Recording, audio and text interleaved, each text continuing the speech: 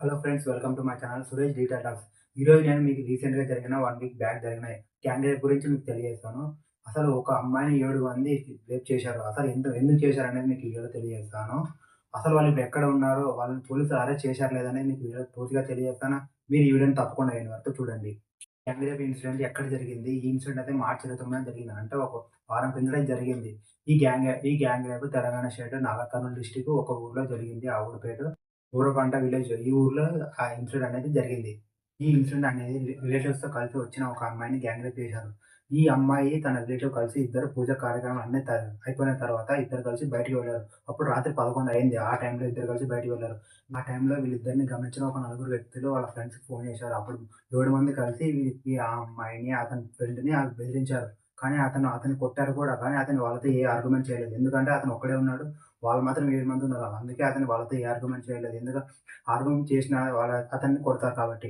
ఈ 7 మంది ఎవరైతే ఉన్నారో వాళ్ళందరూ కూడా మందు తాగుతున్నారు. అప్పుడు దాంట్లో ఇద్దరు కలిసి ఆ అమ్మాయిని గ్యాంగ్ రేప్ చేశారు. దాంతో పాటు కొద్దిసేపటి తర్వాత ఆ అమ్మాయి దాహంగా ఉంది, తాగడానికి వాటర్ కావాలని అడిగితే ఈ గ్యాంగ్‌లో ఎవడైతే ఉన్నాడో ఆ అమ్మాయి నోట్లోకి వెళ్లి మూత్రం పోశాడు. చూడండి ఫ్రెండ్స్, అసలు ఈ అమ్మాయిని ఎంత నరకంగా చేశారనేది మీకే అర్థమవుతుంది. ఒకరి తర్వాత ఒకరు ఇలా వెళ్లి 7 మంది కలిసి ఆ అమ్మాయిని గ్యాంగ్ రేప్ చేశారు. ఈ ఇన్సిడెంట్ జరిగిన తర్వాత ఆ అమ్మాయిని, తన రిలేటివ్‌ని బెదిరించారు. "మేము మీ ప్రైవేట్ ఫోటోస్ అన్నీ తీశాము. కాబట్టి మీరెక్కడ ఈ విషయం చెప్పకండి. లేదంటే మేము ఫేస్‌బుక్, యూట్యూబ్, ఇన్‌స్టాగ్రామ్ మొత్తం సోషల్ మీడియా మొత్తము పోస్ట్ చేస్తాము" అని ఆ అమ్మాయిని, తన రిలేటివ్‌ని బెదిరించారు. ఆ అమ్మాయి తన రిలేటివ్ అక్కడి నుంచి వెళ్ళాక ఈ విషయం పోలీసులు కంప్లెయింట్ చేసినట్లయితే వాళ్ళు ఈ సమాచారం అంతా సోషల్ మీడియా పోస్ట్ చేస్తారు కాబట్టి అసలు చెప్పకూడదని అనుకుంటారు. కానీ నాలాగా ఇంకొకటి జరగకూడదు. ఫ్యూచర్‌లో చాలామందికి వీళ్ళు ఇలానే చేస్తుంటారు కాబట్టి ఫ్యూచర్‌లో ఇలాంటి ఇన్సిడెంట్ జరగకూడదని పోలీసులు కంప్లెయింట్ చేశారు.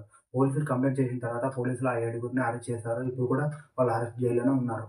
అసలు రాను రాను ఇలాంటి కేసులు ఎందుకు జరుగుతున్నాయంటే, ఎగ్జాంపుల్ ఒక రేప్ కేస్ జరిగినట్లయితే దాని గురించి ఒక రోజు, 3 రోజులు, ఒక వారం ఇలా సోషల్ మీడియా మొత్తం అంతా ట్రెండ్ అవుతుంది. కానీ రేప్ చేసిన వాళ్ళు మాత్రం ఒక శిక్ష ఇస్తారు.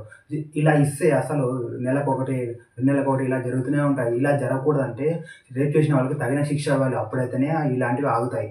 రేప్ చేసిన వాళ్ళకి శిక్ష ఎలా ఇవ్వాలంటే నెక్స్ట్ సారి ఆలోచన రావాలన్నా ఉచ్చ పడాలి. అలా ఇస్తేనే శిక్ష కఠినంగా ఇస్తేనే అప్పుడు జనాలు మారుతారు. Video me friends and family share చేయండి. ఈ ఇన్సిడెంట్స్ గురించి మీరు మాకేమైనా చెప్పాలంటే కింద కామెంట్ చేయండి. ఈ వీడియో మీకు నచ్చినట్లయితే ఒక లైక్ చేయండి. దాంతో పాటు పక్కన ఉన్న బెల్ ఐకాన్ క్లిక్ చేయండి.